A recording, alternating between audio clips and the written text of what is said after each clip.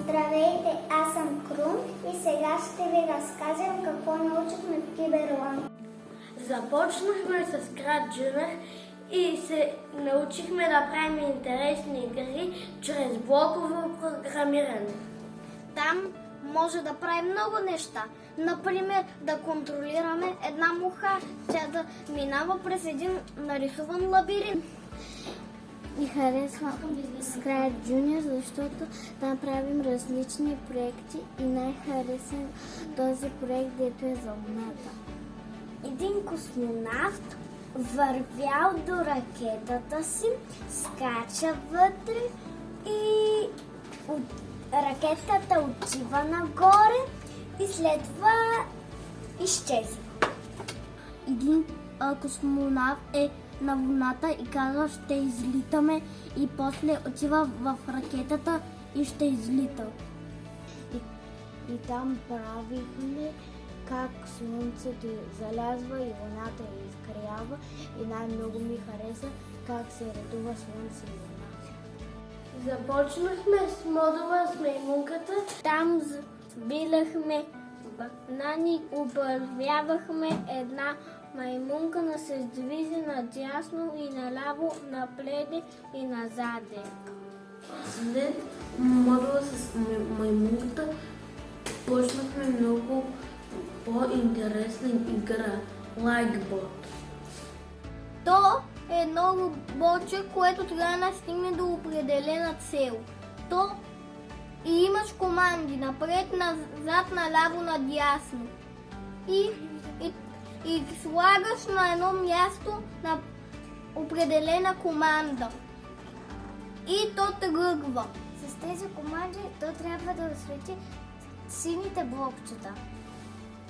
Хареса ми Lightbot, защото се научих да го управлявам, за да може да преминава през различни предизвикателства.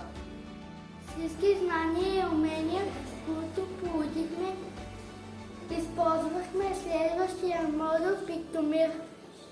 В Пиктомир се научихме да движим робота на различни страни.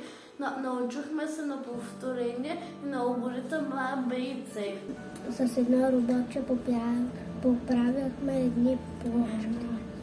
Следващата игра, която направихме, беше играта с камиона.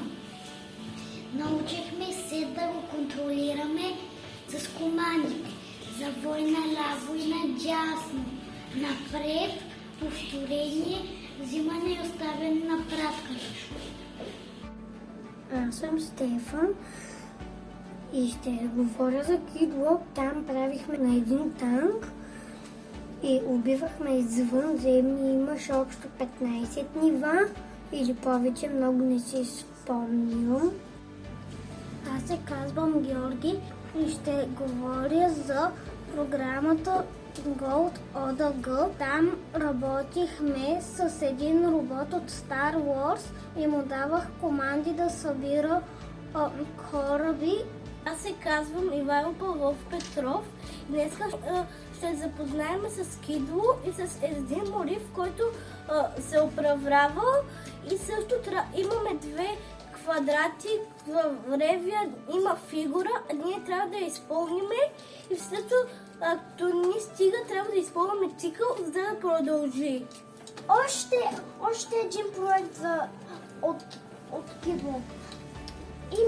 Имаме едно лилаво човече, например, е чудовище, и с командите нагоре, надолу, наляво и надясно трябва чудовището да стигне до ягодата.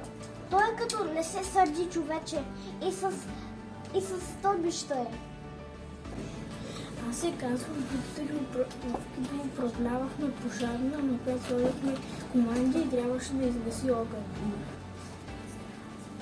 Аз се казвам Ванеса и пукахме балончета. През учебната година се забавлявахме и правихме все по-нови неща. 1, 2,